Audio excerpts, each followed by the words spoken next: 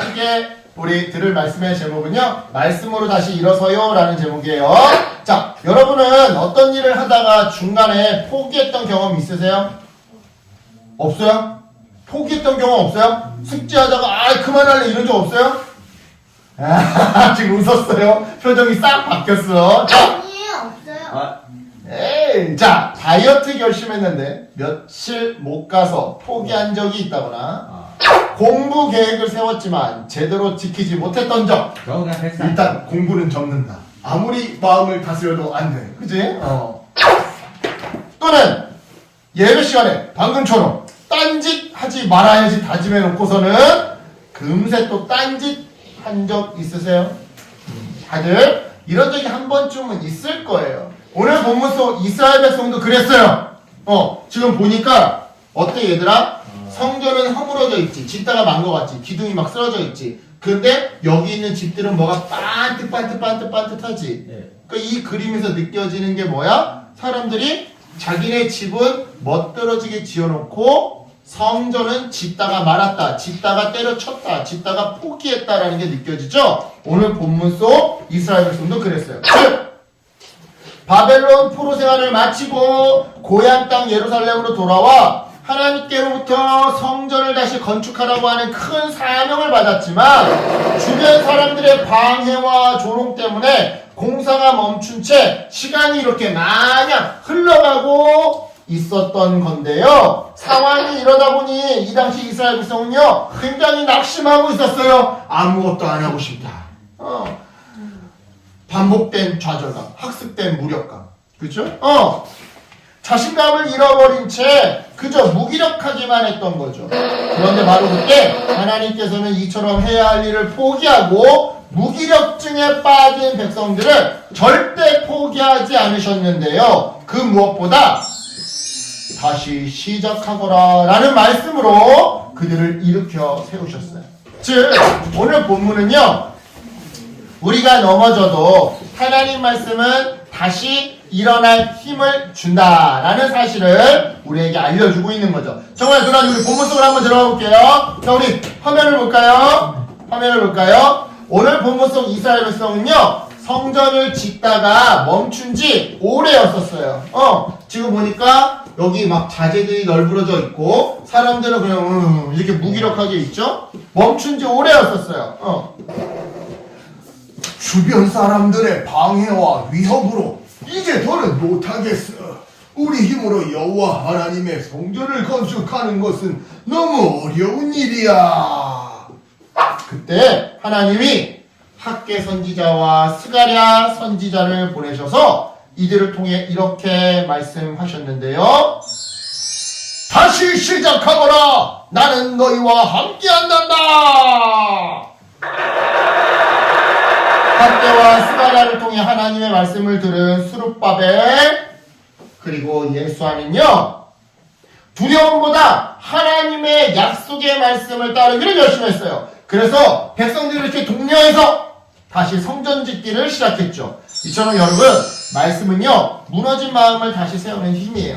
즉 지금 당장에는 내가 실패한 것 같아도 말씀 속에서는 다시 해보자 라는 하나님의 손길과 응원 그리고 힘과 지혜를 발견할 수 있더라 이 말이죠.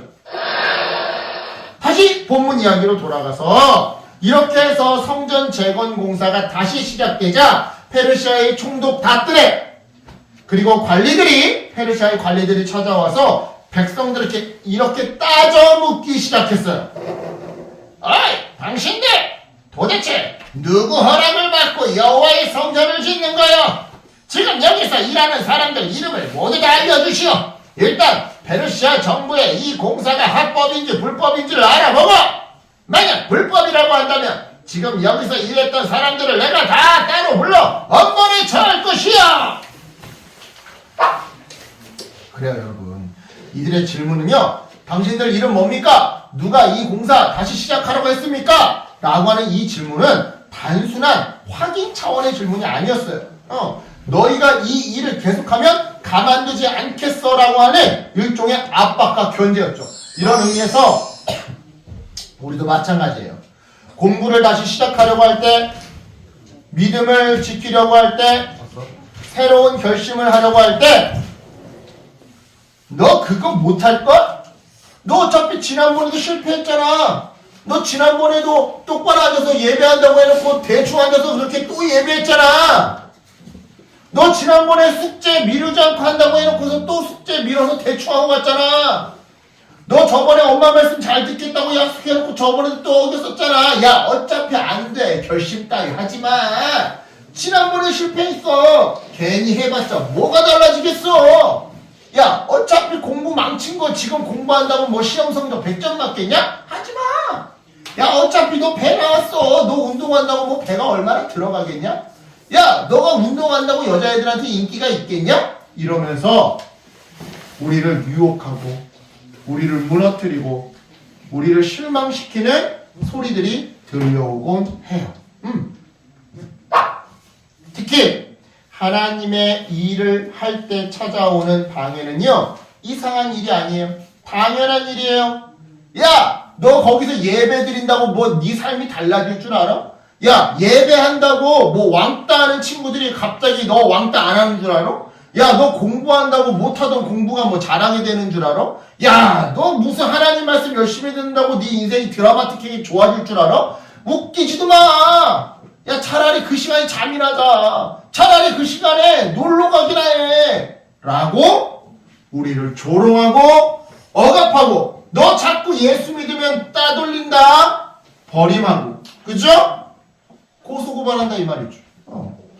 따라서 여러분, 중요한 것은요, 방해하는 소리에도 멈추지 않는 끈기와 용기예요. 이런 맥락에서 오늘 본문 속 성전 재건 공사를 다시 시작하는 이스라엘 백성들을 향한 총독의 압박은 계속되었지만요, 백성들은 포기하지 않았어요. 왜냐? 하나님의 말씀을 통해 그리고 사람들의 마음을 통해서 힘과 용기와 지혜를 주셨기 때문인데요, 이와 관련 성경은 이렇게 기록해요. 그러나 하나님이 유다의 원로들을 돌보아주셨으므로 아무도 그 일을 막을 수 없었다. 이렇게 막으려고 했는데 아무도 막을 수 없었다 이 말이야. 우리는 끊임없이 포기하지 않고 성전 공사 할 거예요. 너네들이 아무리 왈왈왈왈 지져도 우리의 성전 재건축 이 기차는 멈추지 않고 달릴 거예요. 이랬다 이 말이야. 하나님이 돌보아 주셨어. 하나님이 돌보아 주셨어.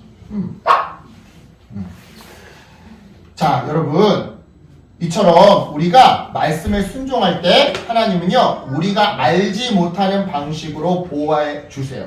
따라서 여러분, 포기하고 싶을 때, 도망치고 싶을 때, 때려치고 싶을 때, 그만두고 싶을 때, 귀찮은 무기력, 두려움보다 우리가 무엇을 선택해야 하는 거예요?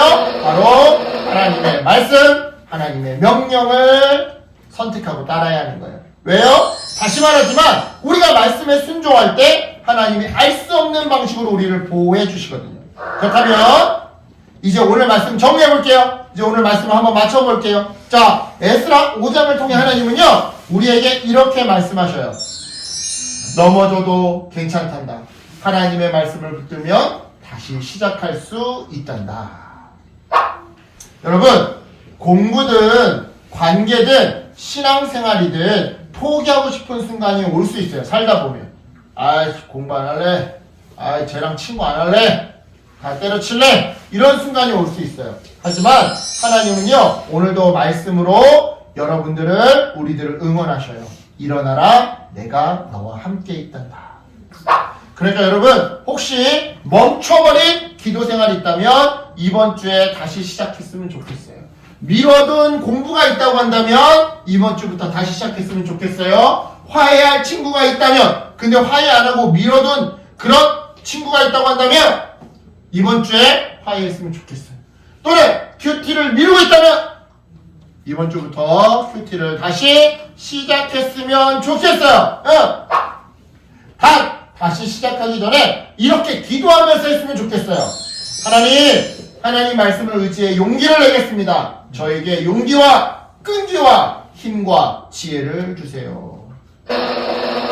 이렇게 기도할 때 하나님이요, 반드시 다시 일어날 힘을 주시고요, 그 걸음을 지켜주실 거예요. 그러니까 이 믿음으로 이번 한 주 포기한 것을 다시 도전하고 시작하는 그래서 열매를 맺는 저와 여러분 되시기를 예수님의 이름으로 축복합니다. 아멘. 기도할게요. 하나님 감사합니다.